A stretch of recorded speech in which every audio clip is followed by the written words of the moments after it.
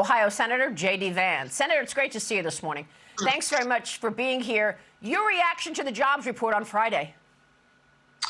Well, I think, unfortunately, Kevin Hassett is exactly right. If you look not just over the last year, Maria, but over the last 3 or 4 years, much of the job growth from the Biden administration has gone to the foreign-born. Many of those, of course, are illegal aliens. If you contrast that with the Trump economy, Maria, which was about productivity enhancements, higher wages for American workers, more manufacturing, and ultimately better, good-paying jobs for American workers, with the Biden economy, where so much of the economic growth has gone to the foreign-born, has gone to illegal immigrants, while American workers struggle to feed their families and struggle to buy homes, struggle to actually live the American dream. It's a really, really sad state of affairs. And while the President Biden wants to flag wave about how well the economy is doing, I've been home for the last 2 weeks, Maria. People just don't buy it. People recognize that it's getting harder to live your dreams under the Biden economy, and it's unfortunately because a lot of that net job growth has gone to the foreign-born. What a disgraceful commentary for the president to be bragging about an economy that's benefiting illegal immigrants more than American citizens. That is just astounding, Senator. And all day Friday,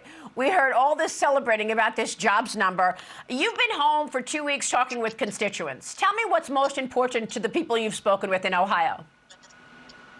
The two things I hear most about is that it's still really, really hard to afford a good life in this country, Maria. From car payments, home payments, a lot of the major indexes of inflation undercount the ways in which people are struggling day to day. Larry Summers, the Obama administration economist, has talked a lot about this, that if you actually look at what most people are spending their wages on, prices are not coming down. Inflation is still a very serious problem for American workers. On the other hand, of course, you have a crime, public safety, and illegal immigration problem that's making people feel less safe in their own communities. So on the one hand, they can't afford to get by in this economy and with this administration. On the other hand, they don't feel safe in their own communities. We just had 15 miles from where I grew up, Maria, here in southwestern Ohio. We had an illegal immigrant who was arrested, who murdered somebody in Hamilton, Ohio. So when people say, Hamilton, Ohio has about 60,000 people, by the way. When people say that Ohio is not a border state, we're certainly dealing with the problems caused by Joe Biden's open border. This has got to stop. And unless you stop it, I don't think you're going to give people any sense of real safety in their communities. Senator, you've just relayed one of the horrible stories that we hear over and over again as a result of the unknown attached to the wide open border. You've been to the border plenty of times. Why is it that the Republicans cannot really move the needle on securing the border? You're coming back to work next week, this upcoming week, after your Easter recess, and it sounds like the priority is money to Ukraine. There's a $95 billion foreign military aid package. Maybe it comes to the floor, not this week, but next week. Regardless, when can you secure the border and how? Well, let me just say, first of all, Maria, this illustrates the need for a President Trump round two. We know that the Biden administration has thrown open the floodgates here. They have undone a lot of Trump-era immigration policy, and we've seen the effects. But I don't want to let congressional Republicans off the hook here, because we actually do have leverage. We just have to be willing to actually use it. I think Speaker Johnson is a good guy, but if he brings up a foreign aid package, sending billions of dollars to Ukraine without doing anything on the southern border, it will be a disgrace and a massive betrayal, not just of Republican voters, but of the entire country. Why would people elect Republicans if Republicans are more focused on the border of another country than the border of our own country? So I hope Speaker Johnson really shows some steely resolve here, pushes back against the craziness, and tells the Biden administration, you don't get a dime for your foreign priorities until you do your job and secure the border. And in the meantime, we've got to do everything we can to reelect Donald Trump, because if we had him, we wouldn't be dealing with a president who wants to have an open border. So can you affect change in the Senate? Because you just heard Marjorie Taylor Greene talking about exactly what you just said. Mike Johnson, a good guy, but really need him to be more serious and more aggressive in terms of securing the border. What can be done in the Senate, and who do you want to see in terms of the replacement for Mitch McConnell come November? Well, we'll see who actually runs, Maria. What I want is somebody, first of all, who can work with a future Republican president.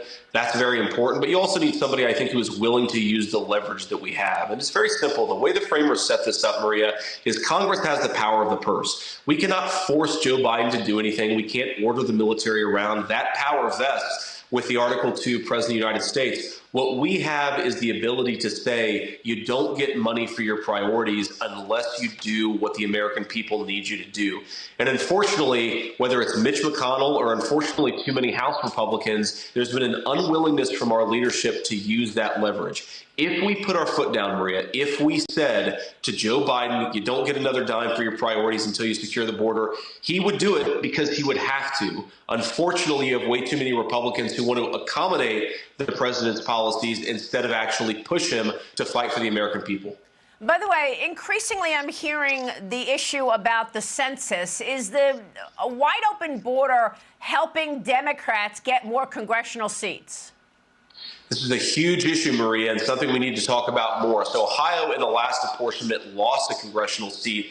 California has between 3 and 5 congressional seats that it shouldn't have. Why? Because the census counts illegal aliens when it hands out congressional representatives. So when you import millions of people into this country illegally, you're actually destroying the American people's power and their own democracy. You're taking away congressional representation from American citizens and giving it to illegal aliens. My colleague, Senator Haggerty, a great guy from Tennessee, actually had an amendment to try to force a change on this issue just before we broke for the Easter recess. Every single Democrat voted against it. So there are things that we can do. We just have to fight for the American people. So, in other words, they want it that way, your colleagues. They have no problem with the fact that the wide open border, even if it has these national security threats, they're okay with it because it's giving them more congressional seats. That's exactly right, Maria. This is the secret to why Democrats love an open border. We see it in rising fentanyl rates. We see it in rising crime rates. We're dealing, of course, with the consequences of it. But Democrats see an opportunity to massively transform who votes in American elections and who gets congressional representation. They are using it to subvert American democracy by changing out the people who currently live in this country with other people. It's a disgraceful attack on American sovereignty. It's unfortunately what the Democratic Party is committed to. It's the most important issue confronting our country, because if American citizens don't control who represents us and who actually makes the laws for us, then we've been effectively we've ended our national sovereignty as a people and as a country. It's one of the reasons why the Democrats' open border is such a disgraceful assault on American sovereignty. Unbelievable. Senator, it's great to have you this morning. Very important conversation, and we appreciate your time. Thanks, Maria. See ya.